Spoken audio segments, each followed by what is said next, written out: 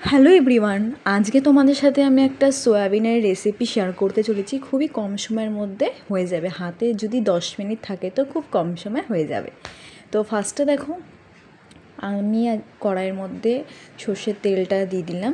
তেলটা গরম হলে আমি ওর মধ্যে দিয়ে দিলাম হচ্ছে গোটা জিরে, 2টো শুকনো লঙ্কা, একটা তেজপাতা ফোড়ন দিয়ে দিলাম। দিয়ে সেটাকে ভালো করে ভেজে নেবো। দেখো ভাজা হয়ে গিয়েছে। এবার আমি একটা গোটা পেঁয়াজ মিহি করে কুচিয়ে রেখেছিলাম, সেটাকে দিয়ে দিলাম। দিয়ে পেঁয়াজটাকে ভালো করে ভেজে নেবো। নুন দেবো না এখন, নুনটা পরে দেবো।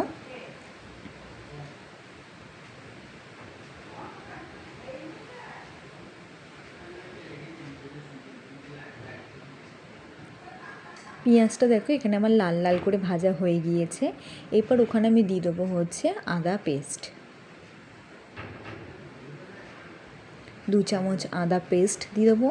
আর একটুখানি রসুন কুচিয়ে রেখেছিলাম, ওটাকে দিয়ে দেবো। দিয়ে ভালো করে ভেজে নেবো। এখানে গ্যাসটা কিন্তু আমি একটু হাই ফ্লেমে রেখেছি, যাতে লেগে না যায় সে বুঝে আমাদের কড়াই খুন্তিটা নাড়তে হবে, আর যাতে লেগে না যায় মশলাটা ভালো করে। আর এরপর দেখো আমার মশলাটা প্রায় হয়ে এসেছে। এখানে এবার আমি দিয়ে দেবো 1 চামচ হলুদ গুঁড়ো, 1 চামচ লঙ্কার গুঁড়ো, 1 চামচ ধনে গুঁড়ো, আর 2 চামচ দেবো হচ্ছে জিরে গুঁড়ো। দিয়ে ভালো করে নেড়ে নেবো। নুনটা আমি এখন দিলাম না, নুনটা আমি পরে দেবো। আর দেখো আমার মশলাটা প্রায় হয়ে এসছে। এবার আমি এর মধ্যে 1 চামচ নুন দিয়ে দিলাম। আর মশলাটা আমার লেগে লেগে যাচ্ছিলো বলে আমি একটুখানি জল দিয়ে ভালো করে কষিয়ে নিচ্ছি মশলাটা। আর এখানে দেখো আমি সয়াবিন আর আলু এরকম করে কুচিয়ে রেখেছিলাম, দিয়ে এটাকে আমি 2টো সিটি মেরে নিয়েছিলাম, 2টো কি 1টা সিটি মেরে রেখেছিলাম আমি। দিয়ে সয়াবিন আর আলুটাকে আমি সিদ্ধ করে জল ঝরিয়ে নিয়ে দিয়ে দিলাম। দিয়ে ভালো করে মশলার সাথে সয়াবিন আলুটাকে ভালো করে কষিয়ে নেব। এখানে কষিয়ে নেওয়া হয়ে গেছে। এখানে আমি সয়াবিন কারি মশলা দিয়ে দিলাম,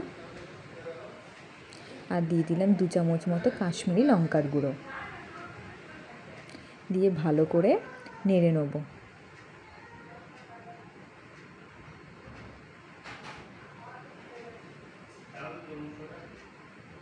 দেখো এখানে আমার সয়াবিনটা পুরো কষানো হয়ে গিয়েছে।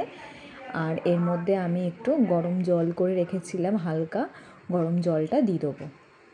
এটা আমি যেহেতু সোয়া ঝোল বানাচ্ছি, সোয়া আলুর একটা ঝোল, এটা নিরামিষভাবে পদ্ধতিটা ফলো করতে পারো, শুধু পেঁয়াজ রসুনটা না দিলেও হয়। দেখো এখানে আমার এটাকে আমি ফুটতে দিয়ে দেবো এবার আমি। আর 5 মিনিট পর দেখো আমি দেখলাম এটা পুরো ফুটে গিয়েছে, প্রায় অলমোস্ট হয়েই এসেছে। আর আলু সিদ্ধ তো হয়ে গেছিলো। এবার আমি সানরাইজের গরম মশলা দিয়ে একটু নেড়ে দিয়ে আমি নামিয়ে নেবো তরকারিটা। এরকম সয়াবিন করে একবার দেখো, খুব ভালো লাগবে।